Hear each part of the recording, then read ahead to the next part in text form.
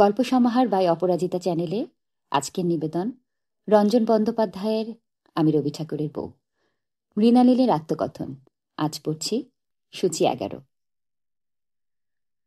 আমাকে ওরা কলকাতায় জোড়াসাঁকোর বাড়িতে নিয়ে এসেছে। আমি বেশ বুঝতে পারছি এই বাড়িরই সব দায়িত্ব পালন করতে করতে আর সন্তানের জন্ম দিতে দিতে আর তাদের বড় করতে করতে আমি মৃত্যুর দরজায়। আমি চোখে ভালো দেখতেও পাচ্ছি না। আমার হাত কাঁপছে, নিঃশ্বাসের কষ্ট হচ্ছে। তবু দু একটা কথা এখনো লিখতে বাকি। আমার নিঃসঙ্গ পৃথিবীতে শেষ দুটি বন্ধু পেয়েছিলুম, আমার দুই মেয়ে, মাধুরীলতা আর রেণুকা।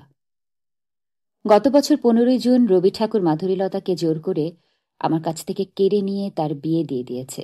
খুব ভেবেচিন্তেই করেছেন উনি কাজটি। কার সঙ্গে? সেই বিহারীলাল চক্রবর্তীর ছেলের সঙ্গে, যে বিহারীলাল ছিলেন নতুন বৌঠানের ভক্ত বন্ধু। বেলার বয়স মাত্র 15। আমি রেণুকাকে বুকে করে বেঁচেছিলুম। বেলার বিয়ের মাত্র 1 মাস 24 দিন পরেও তাকে কেড়ে নিল আমার বুক থেকে। বিয়ে দিয়ে দিল মাত্র 10 বছর বয়সে। কারণ বাবা মশাই 1899 এর 8ই সেপ্টেম্বর তার শেষ উইল করেছেন। সেই উইল অনুসারে বাবা মশাই বেঁচে থাকতে থাকতে মেয়েদের বিয়ে দিতে পারলে বিয়ের খরচের প্রায় সবটাই পাওয়া যাবে জোড়াসাঁকোর তহবিল থেকে। কি চমৎকার হিসেব! আমার কোলের ছেলে সমী, মাত্র 6 বছর বয়স। কি দেখতে ইচ্ছা করছে আমার। ওকে কতবার বললুম যাওয়ার আগে সমীকে একটিবার দেখে যাই, ওকে নিয়ে এসো। কোথায় সমী? রথি তাকেও তো আসতে দিলেন না। এখন আর আমার সঙ্গে কারো কথা বলার শক্তি নেই, আমিও নিজে শক্তি পাই না কারো সাথে কথা বলার।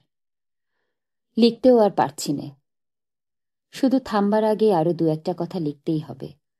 খুব এলোমেলোভাবে লিখেছি, সেজন্য ক্ষমা চাইছি।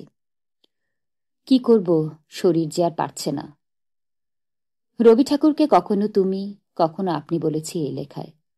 যখন কাছের তখন তুমি, যখন দূরের তখন আপনি, ব্যাস। আমি লেখাটা আমার সিন্দুকের একটা গোপন কোঠরে লুকিয়ে রাখছি।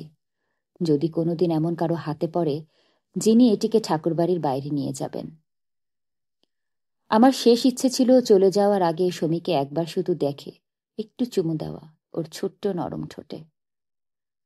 ভালো থাকিস বাবা, তোরা সবাই ভালো থাকিস। উনিও যেন ভালো থাকেন। ঈশ্বর তোমাদের সঙ্গে থাকুন। 13ই নভেম্বর 1902। এতক্ষণ পড়ছিলাম রঞ্জন বন্দ্যোপাধ্যায়ের আমি রবি ঠাকুরের বউ, মৃণালিনীর আত্মকথন। পড়ছিলাম সূচি 11। সঙ্গে থাকবার জন্য ধন্যবাদ। সবাই ভালো থাকবেন, শরীর ও মনের যত্ন নেবেন।